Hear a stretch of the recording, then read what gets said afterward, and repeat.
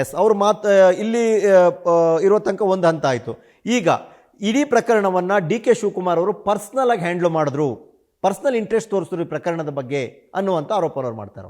ಯಾಕೆ ಇದರಲ್ಲಿ D K Shivakumar ಅವ್ರನ್ನ ತೆಗೆದುಕೊಂಡು ಬರೋದು? ಅವ್ರು ನಮ್ಮ ನಾಯಕರು, ನಮ್ಮ ರಾಜಕೀಯ ಗುರು, ರಾಜ್ಯದ DCM.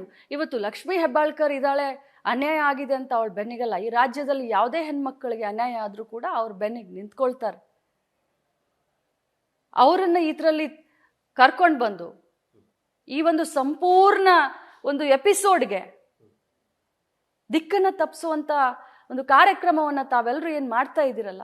ನಾವು ಮಾಡ್ತಾ ಇಲ್ಲ ಮೇಡಮ್. ನಾಟ್ ಟೆಲಿಂಗ್ ಯು, ನಾನು BJP ಅವ್ರಿಗೆ ಹೇಳ್ತಾ ಇದ್ದೆ, ಏನು ಜನರ ದಿಕ್ಕನ್ನ ತಪ್ಪಿಸುವಂತ ಕೆಲಸವನ್ನ ಏನ್ ತಾವೆಲ್ಲ BJPಗರು ಮಾಡ್ತಾ ಇದ್ರಲ್ಲ, ನಿಮ್ಗೆ ನಾಚಿಕೆ ಆಗಲ್ವಾ? ಏನು ಉತ್ತರ ಹೇಳ್ತೀರಾ ನೀವು? ಸಾರ್ವಜನಿಕವಾಗಿ ಏನು ಉತ್ತರ ಹೇಳ್ತೀರಾ? ಬೇಟಿ ಬಚಾವ್, ಬೇಟಿ ಪಡಾವ್, ಅಬ್ ಬೇಟಿ ಕೋ ಸತಾವ್. ಹಾಗಾದ್ರೆ ಮೂರನೇ ಸ್ಲೋಗನ್ ಆಯ್ತಾ ನಿಮ್ಮದು? ಬೇಟಿ ಬಚಾವ್, ಬೇಟಿ ಪಡಾವ್, ಬೇಟಿ ಕಾ ಮತ್ಲಬ್ ಮಾನ್ ಹರನ್ ಕರೋ. ಹೇಗೆ ಒಬ್ಬ ಮಹಿಳಾ ರಾಜಕಾರಣಿಯ ಒಂದು ಸ್ಥೈರ್ಯವನ್ನ, ಧೈರ್ಯವನ್ನ, ಅವಳ ನೈತಿಕ ಬಲವನ್ನ ಕುಗ್ಗಿಸೋದು ಹೇಗೆ? ಈ ಪದವನ್ನ ಹೇಳಿದ್ರೆ ಸಾಕ,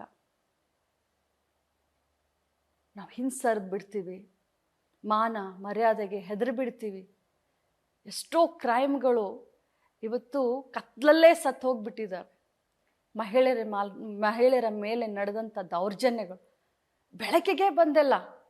ಏನೇ ಆದರೂ ಕೂಡ ಮರ್ಯಾದೆ ಪ್ರಶ್ನೆ,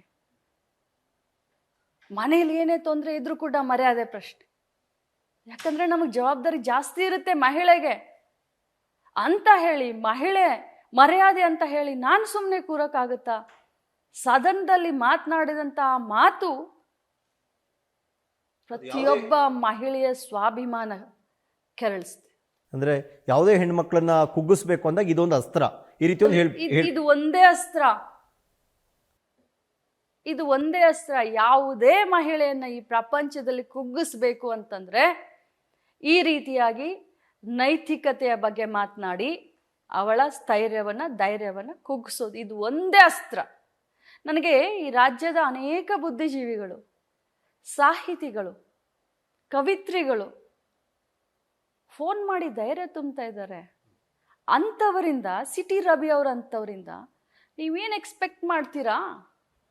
ಯಾಕೆ ಮೌನವಾಗಿದ್ದೀರಾ? ಇದು ನಿಮಗೆ ಶೋಭಿಸಲ್ಲ. ನಾವು ಲಕ್ಷ್ಮೀ ಹೆಬ್ಬಾಳ್ಕರಿಂದ ಇದನ್ನು ಬಯಸಲ್ಲ. ಬನ್ನಿ ಹೊರಗಡೆ, ಅನ್ಯಾಯದ ವಿರುದ್ಧ ಧ್ವನಿಯನ್ನೇ ಎತ್ತಿ, ನಾವೆಲ್ಲ ನಿಮ್ಮ ಜೊತೆಯಲ್ಲಿದ್ದೀವಿ ಅಂತ ಎಷ್ಟೋ ಜನ ಬಹಿರಂಗ ಪತ್ರ ಬರೆದಿದ್ದಾರೆ.